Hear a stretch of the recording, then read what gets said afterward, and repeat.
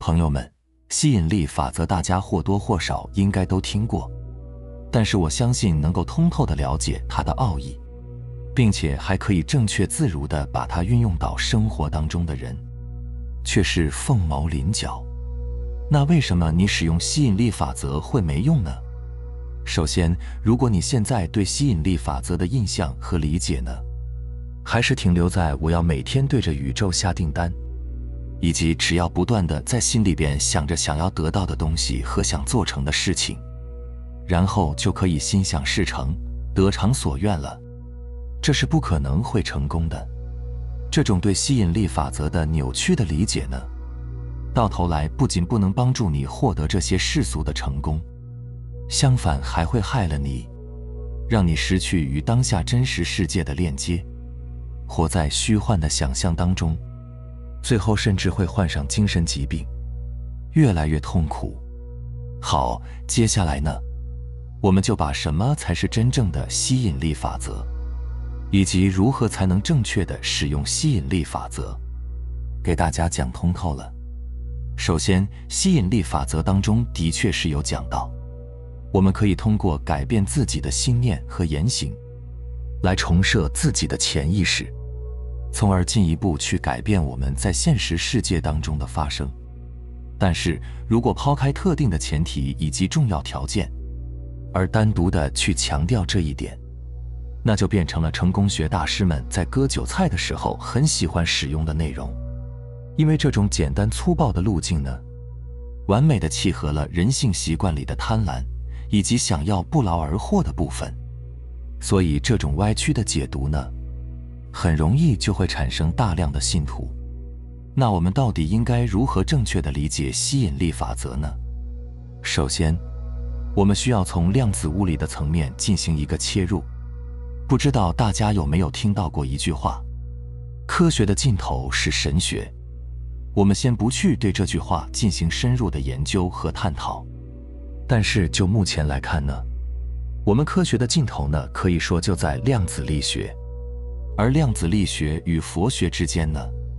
其实已经出现了很多的交汇点。从量子力学的角度看，世间万物都是由在某种特定频率下振动的能量波所组成的，而这里面最简单的波呢，就叫做正弦波。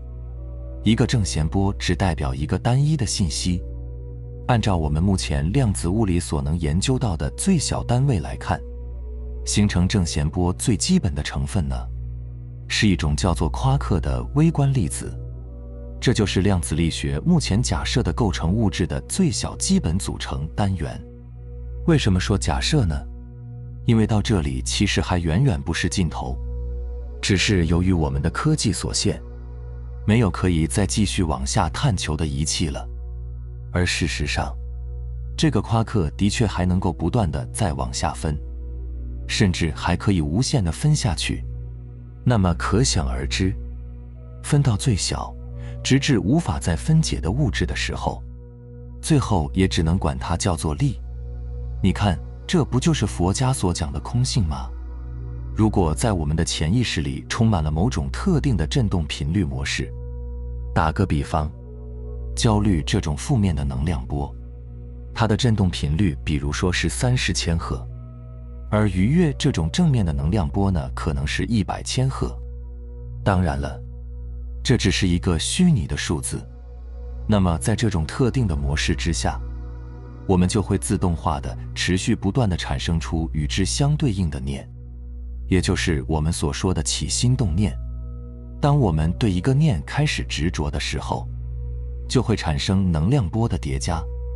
在量子物理里边呢，这就叫做量子纠缠。在光学里面呢，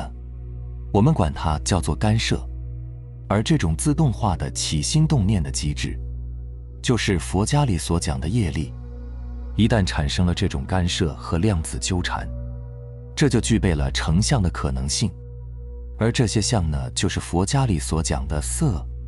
那么暂时还没有干涉，没有量子纠缠，还没有成像的能量波的存在呢，就叫做空。一旦成像，这就叫做缘起。这个相一旦消失，我们就叫做缘灭。所以我们说色不异空，空不异色，色即是空，空即是色。从某种意义上来看，量子物理和佛学其实都认为物质只是我们的意识所投射出来的影像，在佛家里称之为相由心生。说到这，我们以后千万不要再把这个相由心生里面的相理解为人的外貌长相了，其实它是泛指一切所有相。这就是为什么《金刚经》里面会说，凡所有相皆是虚妄。那现在我们再回到之前提过的潜意识层面，如果你的潜意识里充满了比如以愤怒和焦虑这种特定频率振动的消极而又负面的能量波，那么在这种特定的能量场域之下呢，你就会吸引到有着相同或者类似振动频率的人事物，这些呢就是你的缘起。但是可以肯定的是，它们并不是善缘，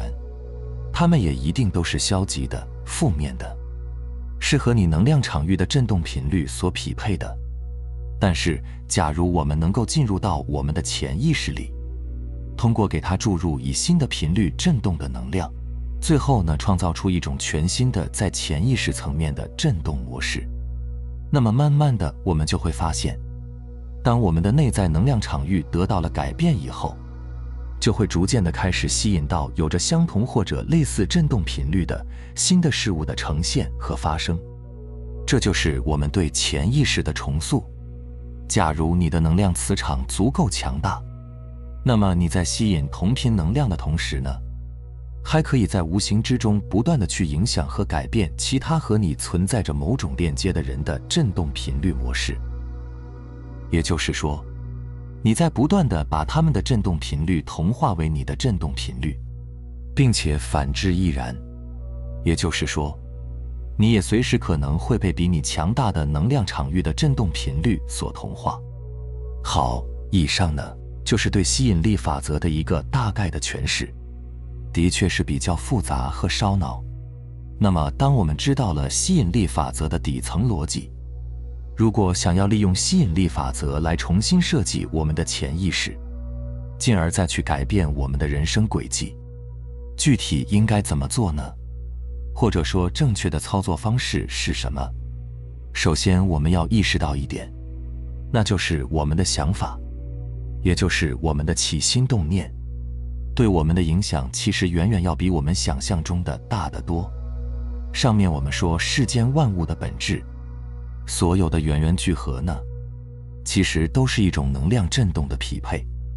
因为想要重塑我们的潜意识，改变我们的命运，首先就要先把我们的思考呢提升到有意识的能量维度上来。具体应该怎么理解呢？我们之前说过，我们的情绪呢，本质上其实就是我们的念头经由身体而呈现出来的一种能量流动。而这些创造了我们身体里各种负面能量的念头呢，也就是我们的思考，其实它们就都是属于在能量层面的思考。为什么这么说呢？因为它们最终都成功地转化成了振动的能量波。只不过可惜的是，这些思考都不是我们在有意识的情况下进行的，它们绝大多数都是我们在无意识的、没有察觉的情况下完成的。这就是我之前讲过很多次的所谓在业力之下的自动化反应机制。这是长久以来的社会惯性，甚至有可能是你家族当中长久以来的遗传基因所导致的。说到这里，可能大家就明白了，所谓把我们的思考提升到有意识的能量的维度上来，意思很简单，就是要我们利用吸引力法则的基本原理，通过有意识的不断地进行某种特定的可以转化为能量的思考，来给我们的潜意识注入大量的正向的能量，从而实现改变我们内在能量场域的振动模式，进而再去影响我们在三维世界当中所成的相。这就是所谓的离一切相，直接从投影源入手，去改变我们的人生轨迹。这也是我们经常听一些人一直在说的，向宇宙发出订单的底层原理。因为当我们整个的能量场域发生变化以后呢，外界就会接收到这个新的振动频率的信号，从而新的同频的人事物就会自动地和我们进行匹配。其实在很多修行体系当中呢，都有使用到这个方法。比如寺院里的僧侣，他们在用手里的念珠念诵梵语的时候，其实就是在使用这个方法。比如每拨动一颗珠子，就念诵一句我很快乐，我很喜悦，并且与此同时还要发起同样的心念。他们深深地相信自己真的会快乐和喜悦，或者说他们相信自己已经就处在快乐和喜悦的状态之下了，然后就这样不断地重复，日复一日。那么可想而知，他们的潜意识会被怎样的重新设定？他们的内在能量场域一定是快乐和喜悦这种高频能量的振动频率，他们的内在会真的就变得十分的喜悦和平和。像怨恨、愤怒、抑郁、嫉妒、烦乱等等这些低频的负面能量呢，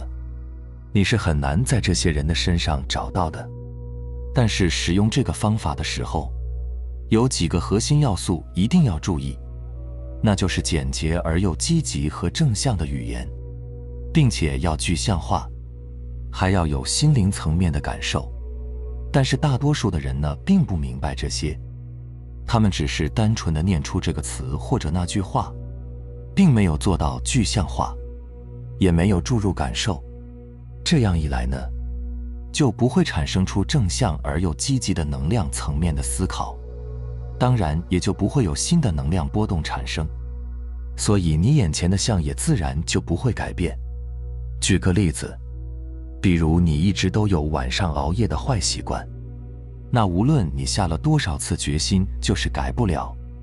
晚上就是无法控制自己放下手机。那么怎样才可以利用吸引力法则，通过在我们的潜意识层面做一些功课，来影响我们的行为轨迹呢？如果你又下了一个决心，反复地对自己说禁止熬夜，那么不用问，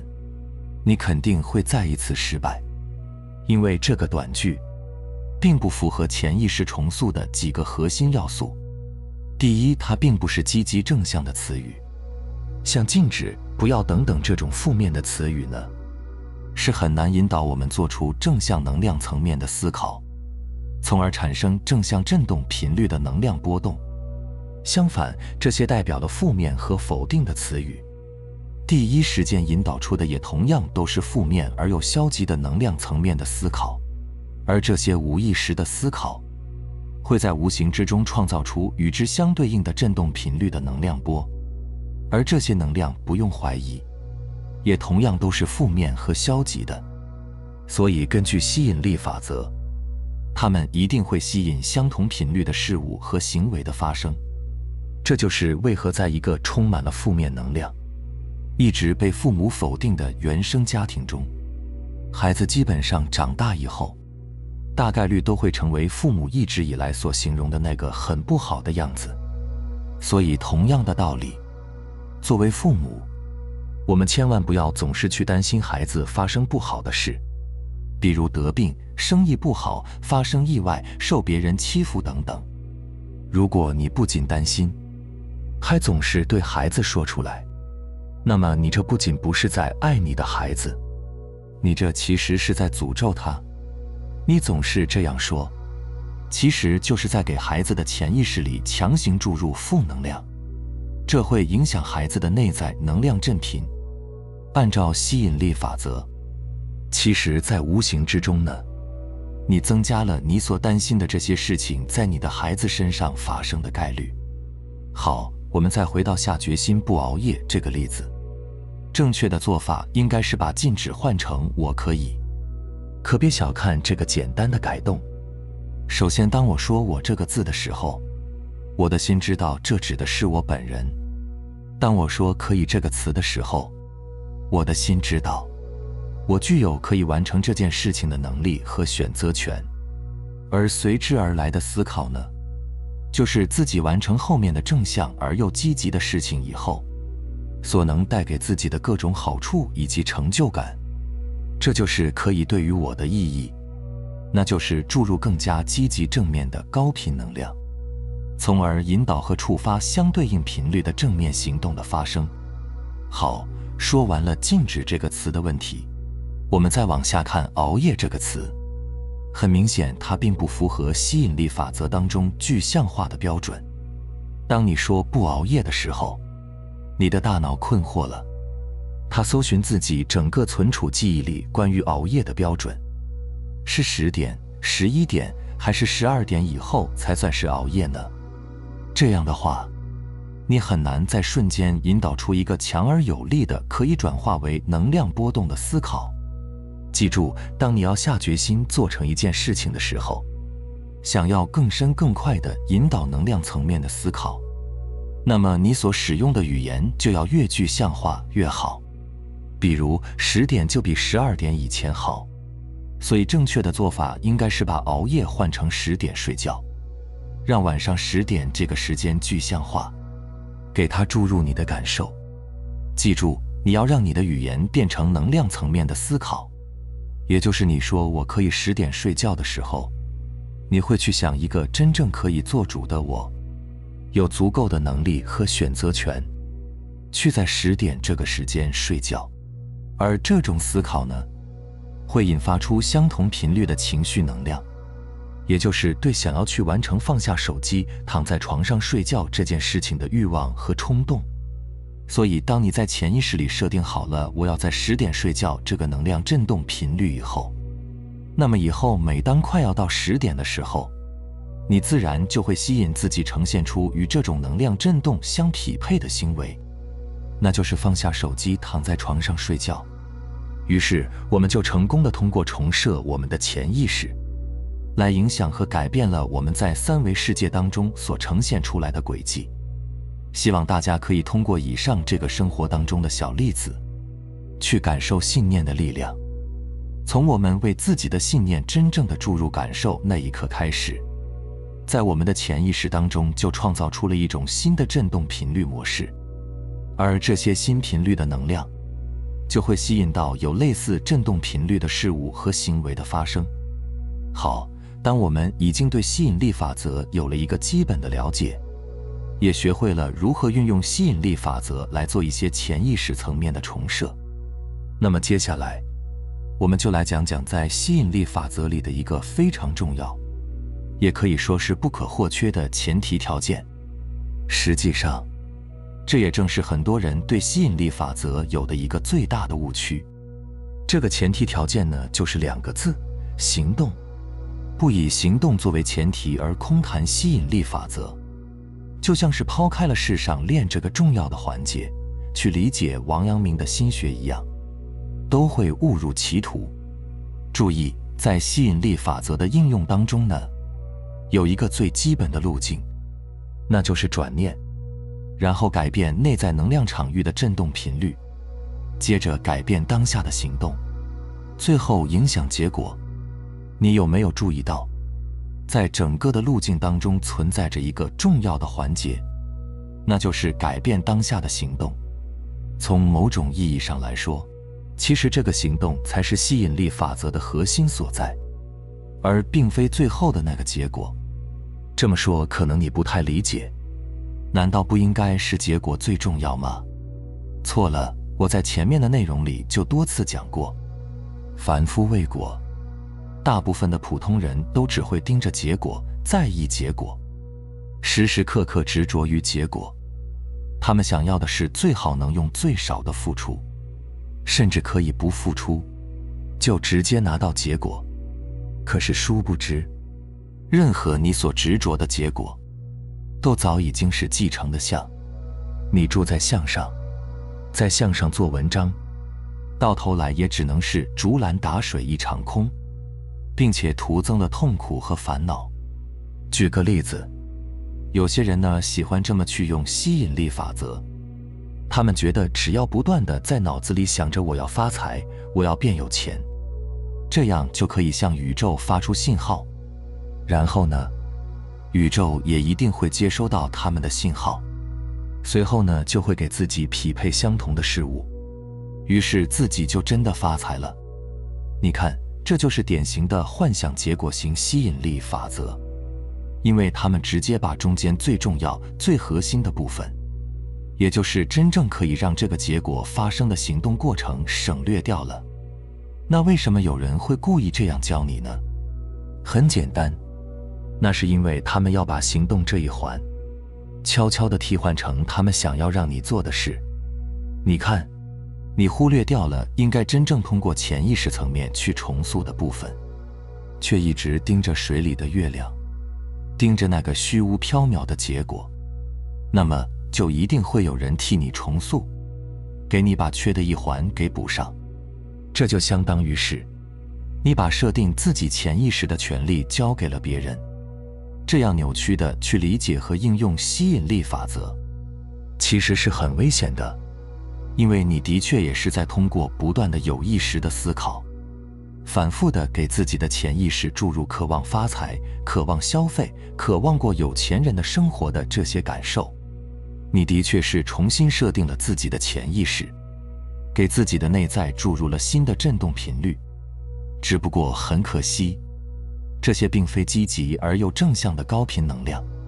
它们其实都只是一些诸如贪婪、傲慢、执着、冷漠等等这些负面的低频的能量，而它们呢，也只会吸引来有着相同或者类似能量频率的人事物，或者还有你自身的行为，比如吸引来坑你骗你的人，